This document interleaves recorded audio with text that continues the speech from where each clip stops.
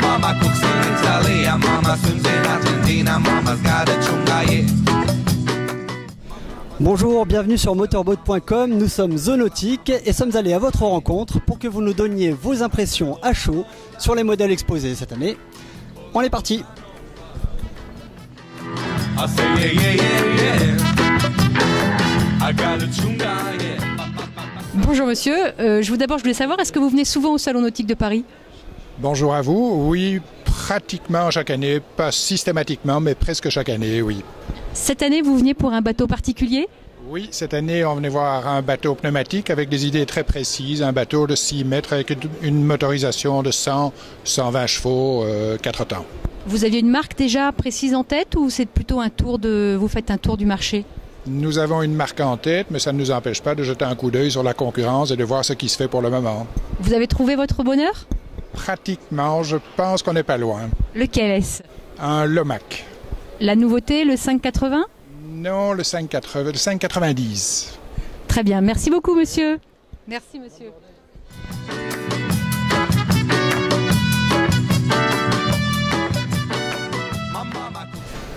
Nous sommes avec Claude qui nous vient de Castelnaudary. Claude, est-ce qu'il y a un bateau que vous êtes venu voir en particulier? Alors non, je ne suis pas venu voir de bateau en particulier, mais je suis monté sur le salon parce que je suis un président d'Évasion Nautique à Castelnaudary donc, et je organise beaucoup d'événementiels et effectivement c'est sur des salons comme à Paris que l'on peut, je dirais, pomper des idées. Je crois qu'il y a un bateau qui a retenu votre attention et notamment c'est ce airboat. Vous pouvez nous en dire plus? Qu'est-ce qui vous a plu? Alors oui, alors effectivement on est devant un airboat, alors en français c'est hydroglisseur, pas confondre avec aéroglisseur, je le dis parce que des fois on ne sait plus. Ce qui m'a plu c'est le côté un peu mixte du bateau. C'est que c'est un bateau qui va à la fois sur l'eau bien sûr, mais où on peut passer éventuellement des bancs de sable. Et d'autre part, c'est un peu la Jeep des bateaux en fait.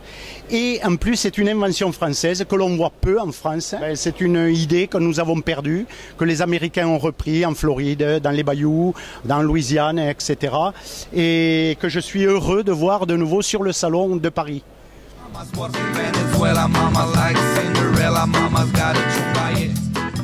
Bonjour, je voulais d'abord savoir, est-ce que vous venez souvent au Salon Nautique de Paris? Bonjour, oui, je viens tous les ans et j'ai beaucoup de plaisir à y être chaque année.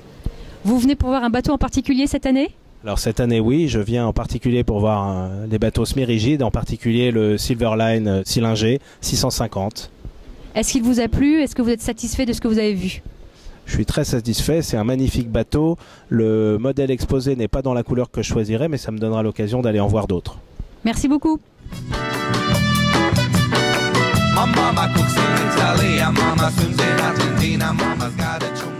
Nous sommes toujours avec Claude et nous sommes devant l'UFO 119 dont la ligne n'a pas laissé indifférent Claude. Oui, alors c'est vrai que nous avons un bateau là derrière qui est magnifique. Il y a un coup de crayon qui est très très fluide et c'est vrai que au niveau du design, j'ai beaucoup apprécié cette fluidité, cette étrave plus droite. J'ai apprécié ces baies carrées, ce décor un peu zen à l'intérieur qui est vraiment magnifique. Alors, ça change des bateaux que l'on voit certainement dans les marinas qui peuvent se ressembler. Et là, nous avons un design français qui est vraiment très très magnifique. Et on espère qu'il y aura des petits à ce bateau, des dérivés avec des tailles un peu plus importante, mais toujours avec le même style et avec le même coup de patte du designer. Merci Claude.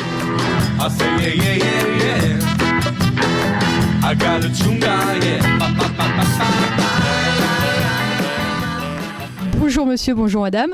Je voulais savoir, vous venez au salon pour voir un bateau en particulier? Oui, en fait, on est venu pour voir deux bateaux en particulier. Le Jeannot, le Leader 8 et le Cancun 290 de chez Esteboat.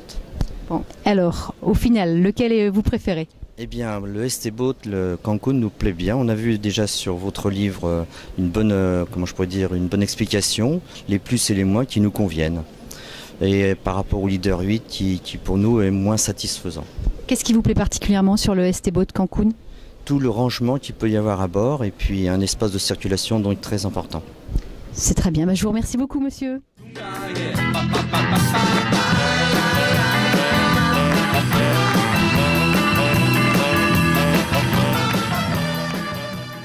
Toujours au nautique, nous sommes dans le hall 4 en compagnie de Grégoire. Et Grégoire nous vient de Poissy, il possède un bateau, un Centurion.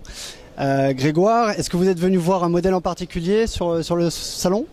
Non, je suis venu comme chaque année regarder les différents bateaux. Et cette année, j'ai trouvé des bateaux assez intéressants. Il y a le Black Pepper que j'ai trouvé qui est à l'entrée du hall 4, qui est un bateau qui dénote parce qu'il y a une finition bois qui est superbe, je trouve. Et il y a une carène qui a l'air de passer très très bien la mer formée.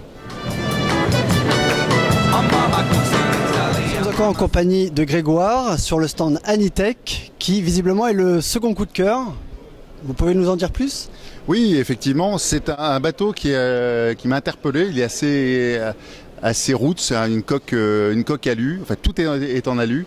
Et c'est un bateau, c'est le seul de ce type sur le stand, qui soit très type intervention gendarmerie. Donc je le trouve assez rigolo comme ça dans son jus et plein de fonctionnalités intéressantes. Merci beaucoup Grégoire, bon salon. Hola bossa nova, I say yeah yeah yeah yeah, I got a chunga yeah. Je voulais savoir, est-ce que vous venez régulièrement au Salon Nautique de Paris? Ah oui, tous les ans, et ça fait pas mal d'années, une bonne vingtaine d'années. Très bien. Vous êtes vous-même propriétaire de bateau? Oui, actuellement j'ai un catamaran, un voilier, hein. Et donc on vient visiter le salon pour voir un petit peu les nouveautés. Et en même temps, on pense à ce que sera notre avenir. Et donc dans quelques années, c'est sûr que la voile sera un peu plus difficile à manœuvrer. Donc les bateaux à moteur commencent à nous intéresser. Très bien. Quel est le bateau à moteur qui vous intéresse justement pour l'avenir? C'est plutôt du type trawler, c'est-à-dire à déplacement, des bateaux plutôt paisibles, mais relativement bien équipés. Pas trop grands, parce qu'il faut accéder aux différents ports. C'est un peu tout ça qu'on regarde. Nous, ce qui nous intéresse, c'est la navigation en Méditerranée essentiellement. Donc on connaît bien. Il y a des endroits très sympathiques et la taille de bateau est importante. Un bateau en particulier vous a tapé dans l'œil? Celui-là, le 43 Réa, est intéressant par sa qualité de construction. Bon, maintenant, on n'est pas forcément sur ce modèle-là, mais il est intéressant de voir ce qui se fait. Et en fonction des budgets, on regardera. Merci beaucoup, monsieur. I say yeah yeah yeah yeah, I got a chunga yeah.